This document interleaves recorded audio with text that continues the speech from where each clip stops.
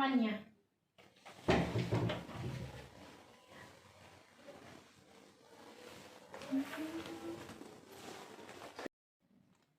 Tadi kesini dengan siapa? Sendiri Kak. Oh, sendiri. Naik apa? Naik motor atau? Iya, naik Ya, motor. naik motor. Di mana rumahnya? Di tidak jauh juga dari sini Kak. Berarti dekat-dekat sini juga ya. Jadi berarti sudah hafal juga jalan-jalan di sekitar sini ya. Oke, sebelumnya saya mau tahu nih nama kakak. Nama saya Nur Sofia Agatha. Mungkin Kakak boleh panggil Sofia saja. Oke, Sofia. Kalau nama saya Andi Aulia. Sofi bisa panggil saya Aulia atau mungkin bisa lebih akrabnya Aca. Nah, biasanya itu orang-orang datang ke sini tuh ingin apa ya? Ingin mempunyai sebuah masalah gitu, ingin dibantu. Sofi, mungkin ada yang bisa saya bantu? Ini Kak, ada yang mau dicerita begitu, ada beban begitu yang mau dicerita. Ada beban ya, berarti kita kita ke tahap konseling ya. Sebelumnya Sofi pernah ikut sesi konseling di mana gitu? Belum Kak. Ini pertama kali ya. Oke, jadi karena masih pertama kali, saya akan menjelaskan sedikit apa itu konseling. Jadi konseling itu merupakan proses pemberian bantuan kepada seseorang atau klien untuk mencapai atau memecahkan sebuah permasalahan yang dihadapi. Sebelum kita masuk ke tahap intinya, jadi di sini saya sudah jelaskan sedikit bahwa Sofi tidak perlu takut karena dalam proses konseling kita kali ini apapun yang Sofi ceritakan kepada saya, kita berdua itu sama-sama memegang namanya asas kerahasiaan. Jadi apapun yang Sofi ceritakan di sini itu tidak akan tersebar di mana-mana, tidak akan keluar dari ruangan ini.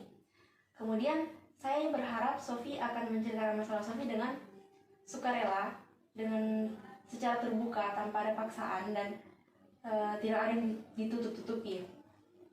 Nah, apakah sejauh ini ada yang ingin ditanyakan?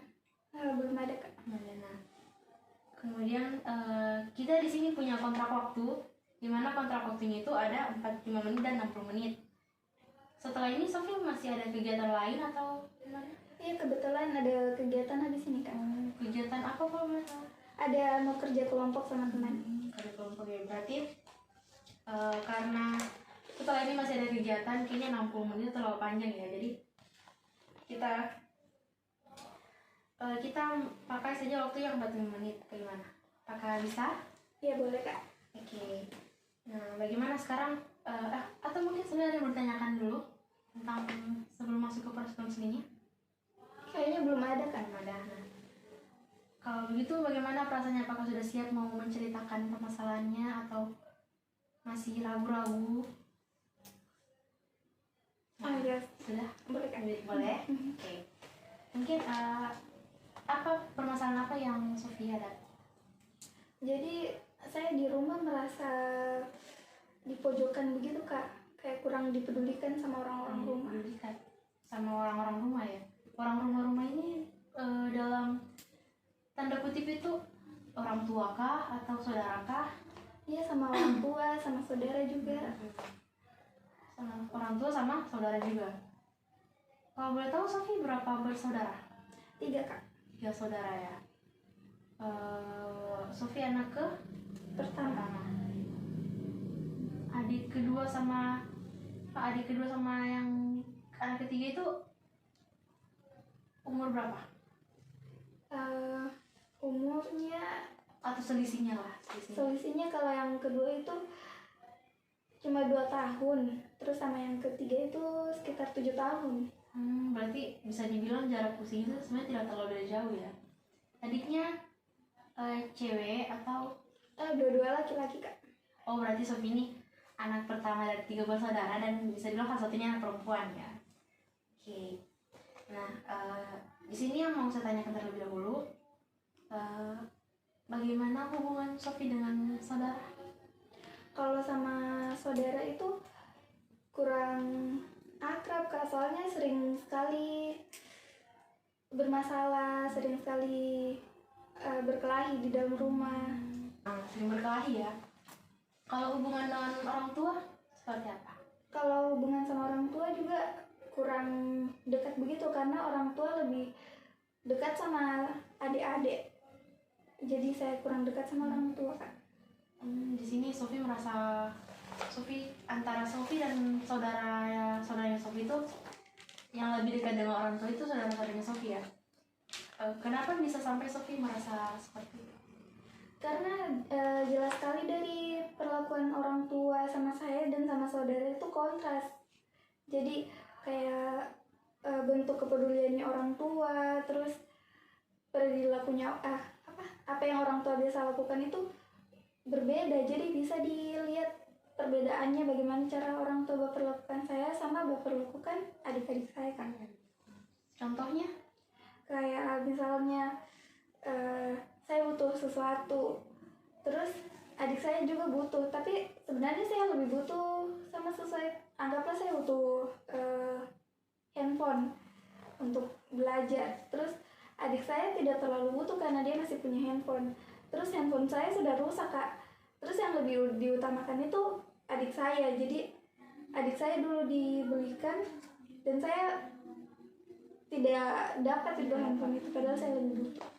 Berarti kalau dilihat dari keadaannya di sini, Sofi lihatnya kayak Sofi lebih butuh sesuatu dari ketimbang adik-adik, tapi selalu saja adik-adik diprioritaskan. Sofi sudah pernah mendiskusikan hal ini dengan orang tua? Kalau itu belum sih, Kak, karena bingung juga cara berdiskusikannya bagaimana. Tapi sudah pernah cerita ke siapa sebelumnya? Baru ini, Kak. Baru kali ini. Nah, di sini saya mengapresiasi Sofi sudah mau mengeluarkan isi hatinya selama ini, mengeluarkan unek-uneknya. Karena di sini yang pertama posisinya Sofi kan Sofi merasa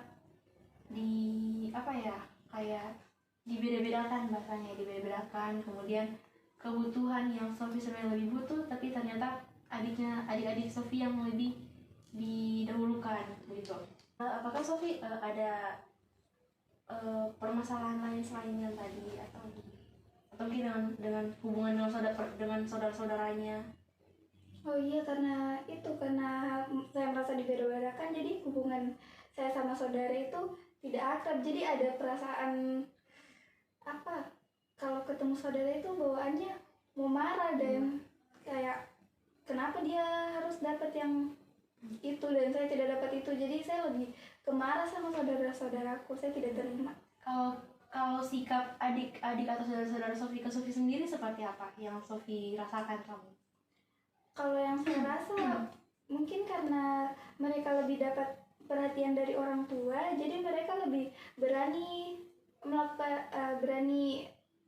melawan begitu sama saya. Jadi kalau misalnya kita ada permasalahan, mereka tidak cuma yang diam saja, mereka ikut membalas, ikut membela diri. Pernah tidak di satu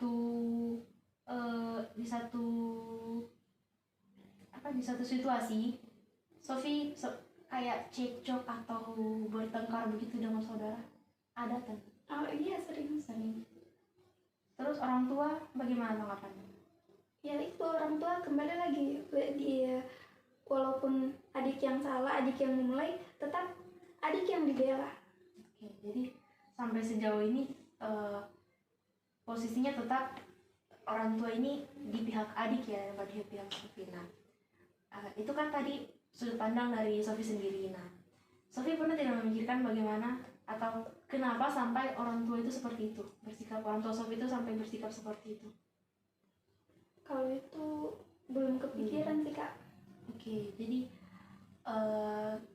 kita melihat dari sudut pandang orang tua, mungkin orang tua merasa kayak selisih umur antara Sofi dengan adik-adik kan yang pertama 2 tahun kan, yang terakhir itu sekitar 7 tahun. Nah, mungkin saja orang tua Sofi merasa bahwa adik-adik Sofi itu masih terlalu kecil atau masih belum cukup umur untuk memahami kondisinya, atau bisa dibilang masih kalau anak-anak itu masih labil, atau kalau orang itu masih bisa mengerti begitu dengan perlakuannya.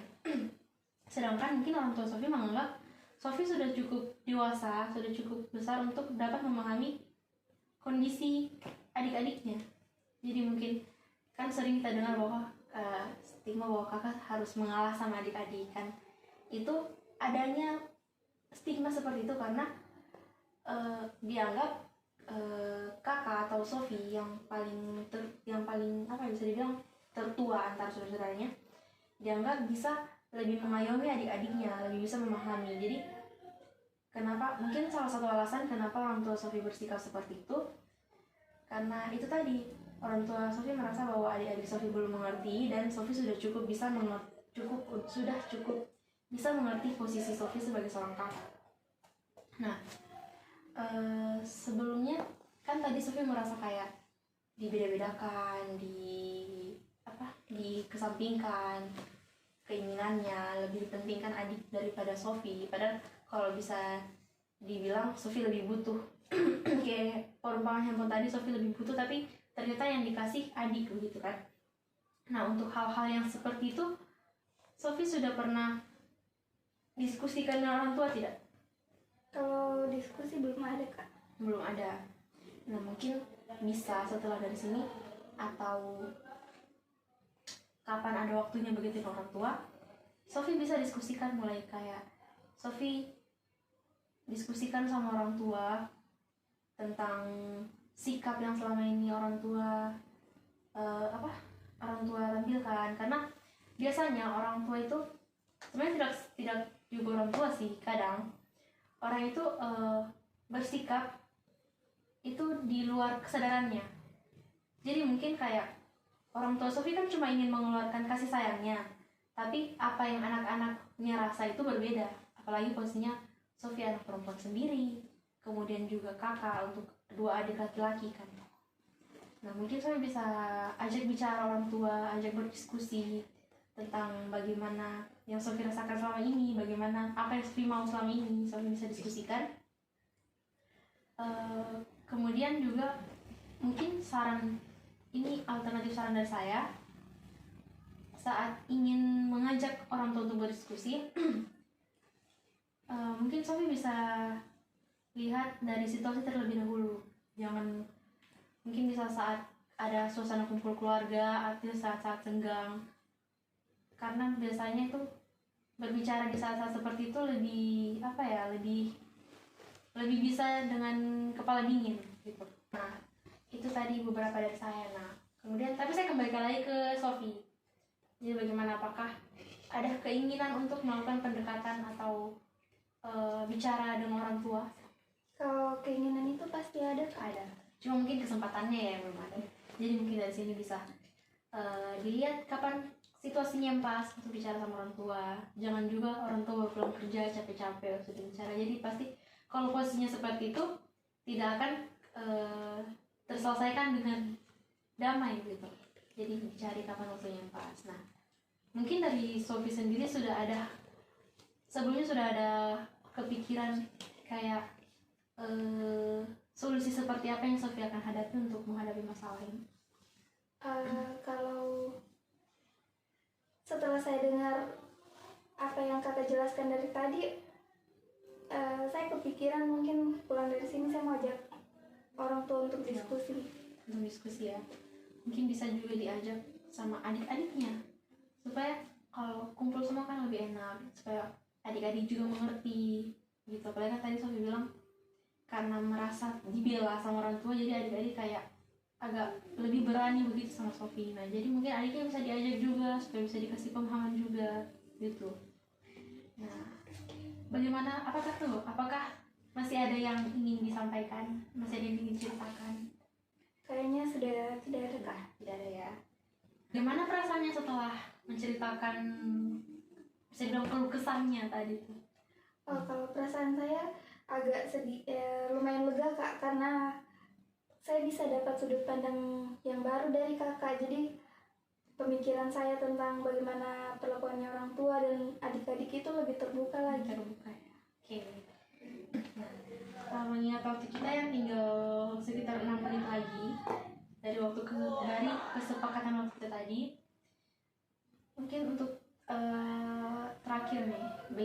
perasaannya setelah menceritakan masalahnya tadi? Oh, kalau perasaannya alhamdulillah sudah lumayan lega kak. Sudah lumayan lah. Hmm. Jadi mungkin sekali lagi Sofi bisa menerapkan beberapa saran-saran yang saya ataupun yang Sofi dari Sofi tadi, saran-saran itu mungkin bisa diterapkan. Kalau misalnya setelah Sofi menerapkan saran-saran tersebut kemudian belum ada perubahan ataupun belum ada pergerakan yang Sofi rasakan, kita bisa ketemu lagi di sesi selanjutnya. Kita bisa buat jadwal lagi untuk konseling kedua kalinya. Jadi konseling kita itu tidak berakhir di sini saja, tapi akan ada sesi konseling selanjutnya apabila saran-saran yang kita bicarakan tadi mungkin kurang efektif untuk permasalahan Sofi kali ini. Mungkin itu saja dari saya. Saya sangat berterima kasih kepada Sofi dan saya senang sekali Sofi mau menceritakan permasalahan Sofi di sini secara terbuka dan secara sukarela.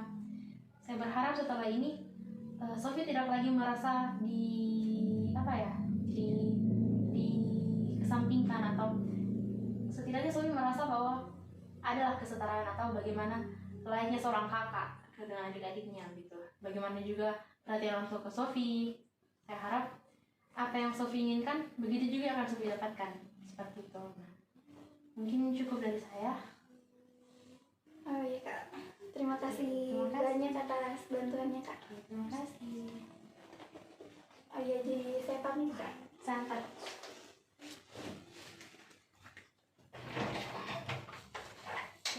Hati ya. Dadah.